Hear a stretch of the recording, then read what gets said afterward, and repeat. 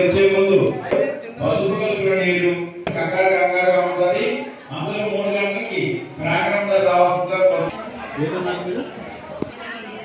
గట్టిగా 2008లో స్టార్ట్ చేసాం. అప్పటి నుంచి చిన్నగా మొదలుపెట్టి పెద్దగా కట్టుకొని ఊర్లో అందరూ కూడా భక్తులందరూ కూడా అంటే మన ఇంట్లో కార్యమైతే ఎలాగో అలాగ అందరూ అన్ని చేతులేసి కార్యం చేస్తూ బాబావారి గుడిని చాలా అభివృద్ధి చేసుకున్నాం. ఇక్కడ బాబావారి విశిష్టత ఏంటంటే ఎవరు ఏ కష్టంతో వచ్చినా, బాధతో వచ్చినా, సంతోషంతో వచ్చినా అంటే అవి వాళ్ళకి నివారణ అయిపోవడం, కష్టాలు వాళ్ళకి ఏమైనా అనుకున్నా జరగడం బాబావారి వల్ల చాలా ఊర్లో అందరూ మేలు పొందారు. అంటే ఈ ఊరు మొత్తం కూడా కుటుంబంలాగా గురుపౌర్ణమి ఉత్సవాన్ని చాలా సంతోషంగా చేసుకుంటున్నాం.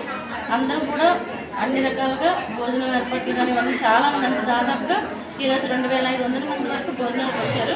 అలాగే ఇప్పుడు ఊరేగింపు ఇవన్నీ కూడా జరుగుతుంది. చాలా ఎక్కువ జనాలు, చాలా బాగా జరుగుతుందంట ఊరిలో బాబావారి గురుపౌర్ణమి ఉత్సవం.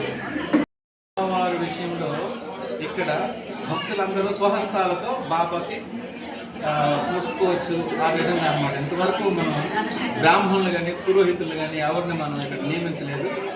4 హారతులు కూడా కంటిన్యూగా చేసుకుంటారు. ఎవరు భక్తులు వాళ్ళు వచ్చి స్వహస్తాలతో బాబావారు చెప్పినట్లు అందరూ సమానంగా అన్నట్లు మనం కూడా అన్ని ట్రైనింగ్ ఇవ్వడం జరిగింది.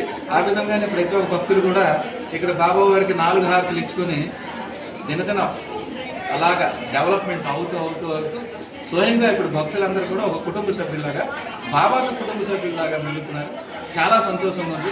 ఈరోజు విషయంలో గురుపౌర్ణమిలో మనం చెప్పుకోదలసిన విషయం ఏంటంటే ప్రతి ఒక్కరు కూడా సత్సంగాలు అయితేనేంటి, ఉదయం అభిషేకాలు అయినట్టు వాళ్ళు ప్రతి ఒక్కరు కూడా అనుభవపూర్వకంగా చెప్పుకోదలసింది ఏంటంటే బాబావారి తాలూకా విషయాలు చెప్తున్నంతసేపు అందరికీ గూస్ బంప్స్ అంటే ఒళ్ళు జలబింపు వచ్చిందండి అని ప్రతి ఒక్కరు కూడా అంటారు. ఆ విషయం చాలా ఆనందంగా ఉంది. నాకు కూడా అనుభూతి కలిగింది కనుక చాలా సంతోషం.